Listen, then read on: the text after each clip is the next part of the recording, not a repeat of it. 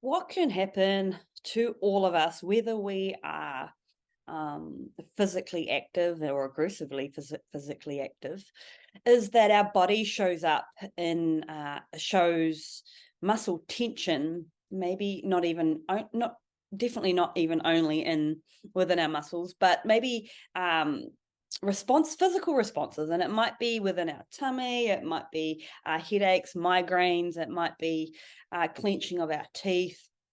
nail biting, tapping, or like fidgeting, all sorts of physical responses. And you as an individual, or your clients that you have in front of you, or the conversations that you have around you, there where you notice the people talking about this, and they've spoken about going to see doctors, they've gone to see physios, chiropractors, everything that they can come up with or afford to go and see to try and overcome these physical representations that are showing up for them. And it's very easy in this conscious world that we're in that we jump to these conclusions that we have this because we did that, or this is showing up because of that. And we make these assumptions and conclusions around why these things are happening to us. But what is really important to understand is that these are unconscious responses, or not always. Let me correct that. These can be, especially if they have not been concluded as or expertly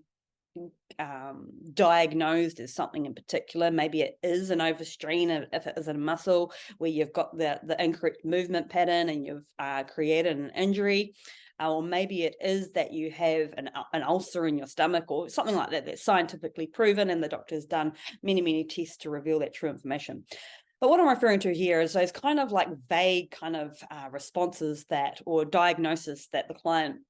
or the individual is coming up with within their findings, and hence they kind of find a little bit like lost, or just presuming that whatever they have concluded in their head is what it is, all sorts of kind of stuck kind of thinking. But as I mentioned before, it is really important to understand that our physical body holds our emotions. And when we have such responses, such as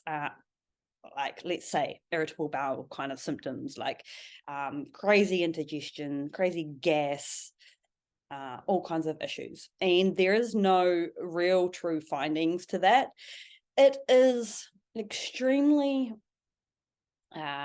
it is a great option to explore that with advanced conversational hypnosis, knowing that it could very well be an unconscious response. The physical body trying to tell us something, it's revealing information. And by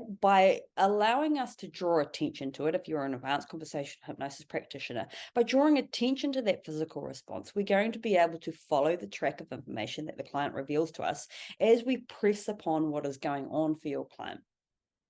So imagine you're going for a massage and you have a knot in your shoulder. And what they're doing is manipulating that muscle tissue so that it can break down whatever is going on within that muscle, so that it can feel some resolve or reprieve and go along its healing process. This is exactly what I'm talking about here within an unconscious attention kind of way. We're going to press upon, let's say, the pain or the symptom that is showing up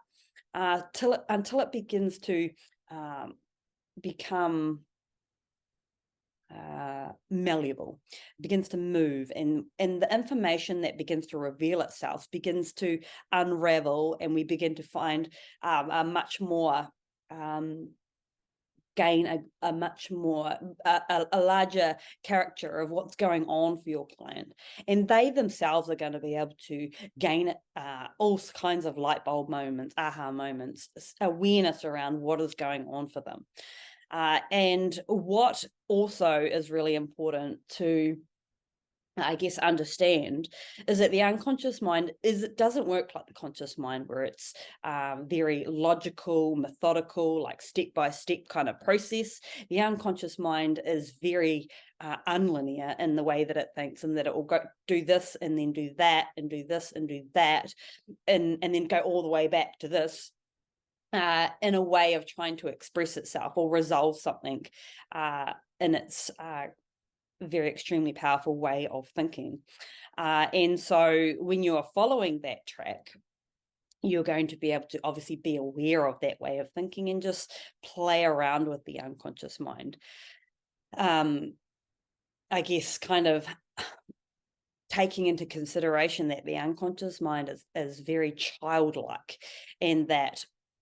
when you play with it, when you give it attention, when you create a creative discussion with it or creative play, unconscious kind of play with it, then it's only going to get even more excited and allow you to allow the client to come up with even more